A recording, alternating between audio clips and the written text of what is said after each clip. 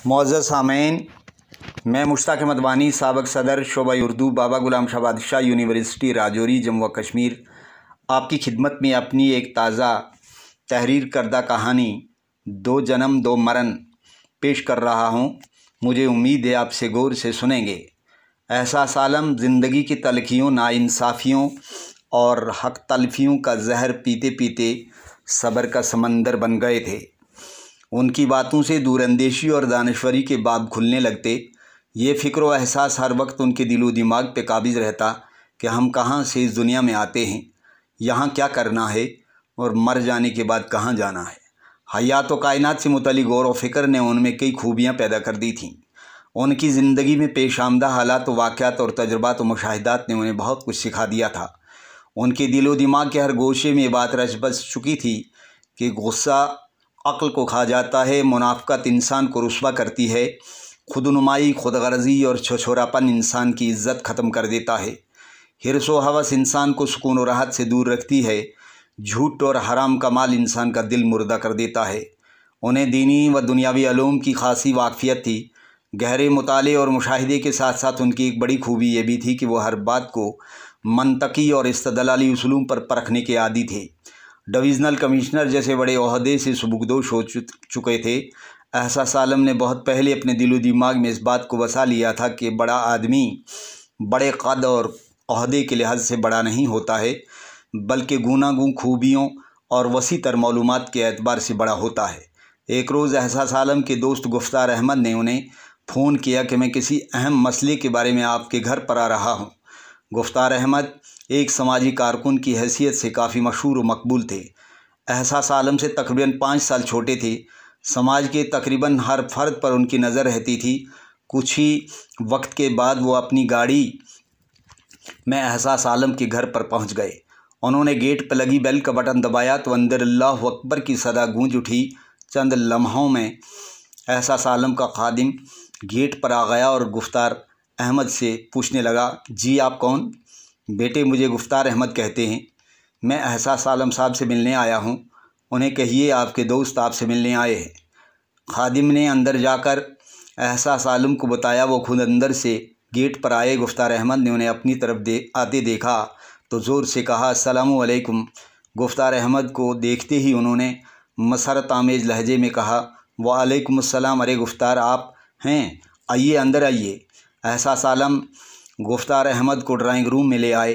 खैर खैरियत मालूम करने के बाद खादिम को चाय पिलाने के लिए कहा। कुछ ही वक्त के बाद खादिम ने पानी के 2 गिलास लाए और उसके बाद चाय लाई। चाय पीते हुए एहसास आलम ने गुफ्तार अहमद से पूछा, और सुनाइए आजकल क्या कुछ हो रहा है और आप क्या कुछ कर रहे हैं? गुफ्तार अहमद ने कहा, आजकल क्या कुछ हो रहा है वो सब कुछ मोबाइल फ़ोन के ज़रिए हर शख्स को मालूम हो जाता है। रहा ये सवाल कि मैं आजकल क्या कुछ कर रहा हूँ, तो मेरे दोस्त, मेरे मुशाहिदे में कुछ ऐसे हैरान कुन वाक़यात आए हैं कि मेरी समझ में ये बात नहीं आ रही है कि इतनी तालीमी, साइंसी और तकनीकी तरक्की के बावजूद हमारे समाज में आज भी ऐसे कुछ लोग क्यों मौजूद हैं जो बचकाना हरकतें करते हैं और एहसास से आरी हैं। एहसास आलम ने मुतजस्सिस अंदाज में पूछा, अरे क्या हुआ, किस तरह के लोग देखे? गुफ्तार अहमद ने कहा, यार हमारे मोहल्ले में एक आवारा गधा कभी कभी आता है, इधर उधर नालियों में पड़ा कचरा खा के वापस चला जाता है। एक रोज़ कॉलेज के प्रोफेसर मुदब्बिर अकबर ने ना जाने कहाँ से खारदार टहनियाँ लाकर उस गधे की दुम के ऊपर रख दी। गधा दो लत्ती झाड़ता हुआ तेज़ी से भागने लगा और इधर प्रोफेसर मुदब्बिर अकबर हंसते हंसते लोटपोट होने लगे। एहसास आलम ये वाक़या सुन के हंस पड़े। फिर कहने लगे, अरे इतने बड़े कॉलेज के प्रोफेसर की ऐसी नाजेबा हरकत। यार गुफ्तार, ये मैं क्या सुन रहा हूँ? गुफ्तार अहमद ने अपनी हंसी पे काबू पाते हुए कहा, एक और वाक़या सुन लीजिए। वो ये कि एक रोज़ मैं अपने मकान की बालकोनी में बैठा हुआ था कि मेरे पड़ोस की मैडम नाज़लीन नए सूट बूट और पूरे बनाव सिंगार के साथ अपनी गाड़ी की चाबी लेकर घर से बाहर निकली तो गाड़ी में बैठने से पहले उसने पीछे मुड़कर अपनी एड़ियों की तरफ 1-2 बार देखा और फिर गाड़ी में बैठ गई। एहसास आलम ये सुनकर एक बार फिर ज़ोर से हंस पड़े। फिर मजाक के तौर पर कहने लगे, हो सकता है सही बनाव सिंगार की तस्दीक एड़ियों से हासिल हो गई हो। गुफ्तार अहमद ने कहा, तीसरा वाक़या सुन लीजिए। वो ये कि एक रोज़ मैं घर से बाज़ार की तरफ जा रहा था कि इसी दौरान मैंने अनजान आकिल नाम के एक नौजवान को अपने बूढ़े बाप की पिटाई करते देखा। बूढ़े बाप की दिलदोज़ चीखें सुनकर मुझसे रहा नहीं गया। मैंने आओ देखा न ताओ जाते ही उस नौजवान को बालों से पकड़ा, लातों और मक्कों से उसकी धुलाई की। वो दर्द से एक तरफ बिलबिलाता रहा। मैंने जब उस बूढ़े बाप से ये पूछा कि आपका बेटा आपको क्यों मार रहा था, तो उसने कहा, बेटे मेरा बेटा शराब पीता है। मैंने जब आज इसे घर में देख लिया तो मैंने उसे डांटना चाहा, लेकिन इसने मुझे मारना शुरू किया। ये वाक़या सुन के एहसास आलम के एहसासाती दुनिया में मायूसी पैदा हो गई। उन्होंने कहा, अरे लानत भेजो ऐसे संगदिल बेटे पर। सोचिए इस दौर में खूनी रिश्ते कितने पामाल हो रहे हैं। गुफ्तार अहमद ने कहा, मेरे दोस्त चौथा वाक़या सुन लीजिए। वो ये कि एक रोज़ मेरा भांजा मोहम्मद दिलकश मेरे पास आया और मुझे कहने लगा, मामू मैंने अपने लिए 5 मंजिला मकान तैयार कर दिया है, 6ठी मंजिल की फ़िक्र में हूँ। 24 लाख रुपए की गाड़ी ख़रीदना चाहता हूँ और 2 अंग्रेज़ी नस्ल के कुत्ते ख़रीदने का शौक़ है जो मेरे घर की सही रखवाली कर सके। मैंने अपने भांजे को कहा, क्या तुमने ये शेर नहीं सुना है कि आगाह अपनी मौत से कोई बशर नहीं, सामान 100 बरस का है, पल की खबर नहीं। भांजे ने कहा, मामू मुझे मौत वाले शेर ना सुनाएं, मुझे मौत से डर लगता है, अभी मेरे अरमान बाकी हैं। एहसास आलम ने वाक़या सुनकर एक ठंडी आह भरी, फिर कहने लगे, मेरे दोस्त उस मकान की किसी को फ़िक्र नहीं है जहाँ ताक़यामत रहना है। गुफ्तार अहमद ने लम्हा भर के लिए खामोशी इख्तियार की, फिर अचानक उन्हें एक और वाक़या याद आ गया। कहने लगे, एक और वाक़या सुन लीजिए। वो ये कि एक रोज़ मैं अपने पड़ोसी के साथ दिलशाद होटल में चला गया। वहाँ पहुंचकर हमने कबाब की एक एक प्लेट खाई। अभी हम बैठे ही थे कि इतने में एक उस्ताद और उसका चहीता शागिर्द आके सामने एक कोने में बैठ गए।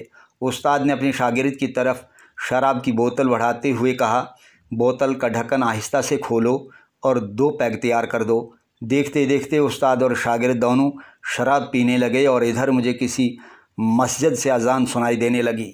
एहसास आलम के चेहरे पर रंजीदगी के आसार उभर आए। कहने लगे, अल्लाह सबको हदायत दे और एहसास की दौलत से मालामाल करे। गुफ्तार अहमद ने कहा, मेरे दोस्त मैंने आपको 5 चश्मदीद वाक़यात सुनाए।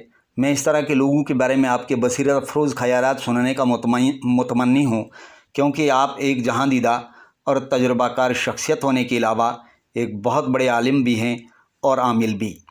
एहसास आलम ने अपनी आजिज़ी का इजहार करते हुए कहा, गुफ्तार अहमद मेरे दोस्त, ये आपका हुस्न ज़न है। मैं एक मामूली आदमी हूँ, लेकिन इसके बावजूद मैं ऐसे लोगों के बारे में कुछ बातें कहना चाहता हूँ, वो आप गौर से सुन लीजिए। बहुत मुमकिन है कि आपके दिलो दिमाग में मेरी वो बातें उतर जाएं। पहली बात ये याद रखें कि नस्ल आदम इस दुनिया में 2 तरह का जन्म लेती है।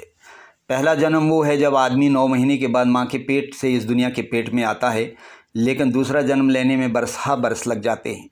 जब आदमी में खुदा शनासी, खुद शनासी, फहम फिरासत, एहसास ज़िम्मेदारी, तहज़ीब व शाइस्तगी, सब्र व तहम्मुल, शऊर व इदराक, एहसास से मौत व हयात जैसी अखलाकी व रूहानी सिफ़ात पैदा हो जाती हैं, तो समझ लीजिए उसने दूसरा जन्म ले लिया। आपने मुझे जो पहले 2 वाक़यात सुनाए, उनमें प्रोफेसर मुदब्बिर अकबर और मैडम नाज़ली ने अभी दूसरा जन्म नहीं लिया है। एहसास आलम ने अपनी बात जारी रखते हुए कहा, गुफ्तार अहमद, जहाँ तक आपके तीसरे, चौथे और 5वें बयान करदा वाक़े का ताल्लुक़ है, तो इस सिलसिले में आपको की मालूमात के लिए कहना चाहता हूँ कि आदमी की मौत भी 2 तरह की होती है, एक ज़मीरी मौत और दूसरी जिस्मानी मौत। जब आदमी का ज़मीर मर जाता है तो फिर वो ना हक़ूक़ व फ़राइज़ की परवाह करता है और ना ही उसमें हराम व हलाल की तमीज़ रहती है। इसलिए आपके तीसरे वाक़े में अनजान आकिल, चौथे वाक़े में मोहम्मद दिलकश और 5वें वाक़े में उस्ताद और शागिर्द की पहली मौत हो चुकी है। गुफ्तार अहमद ने कहा, यार आपकी बातों ने मुझे हैरान कर दिया, ये तो बिल्कुल एक नया इंकिशाफ है। मैं अल्लाह का शुक्र बजा लाता हूँ कि आपसे मेरी मुलाकात हुई। काफ़ी वक्त बीत गया है, मैं अब आपसे इजाज़त चाहता हूँ। अल्लाह ने चाहा तो फिर कभी मुलाकात होगी। एहसास आलम ने कहा, यार मुझे भी ये मौका नसीब हुआ कि अपने क़लील मुताले, तजुर्बे और मुशाहिदे की बुनियाद पर कुछ बातें आपकी गोश गुजार कर सका। गुफ्तार अहमद उठ खड़े हुए, एहसास आलम से हाथ मिलाते हुए बाहर अपनी गाड़ी में आके बैठ गए और अपने घर की तरफ रवाना हो गए। रास्ते ड्राइविंग करते हुए वो दिल में अपने आप से पूछ रहे थे कि मेरा दूसरा जन्म हुआ है कि नहीं, और कभी उनके दिलो दिमाग को यह एहसास दबोचने लगता कि कहीं मेरी पहली मौत तो नहीं हो गई है। शुक्रिया।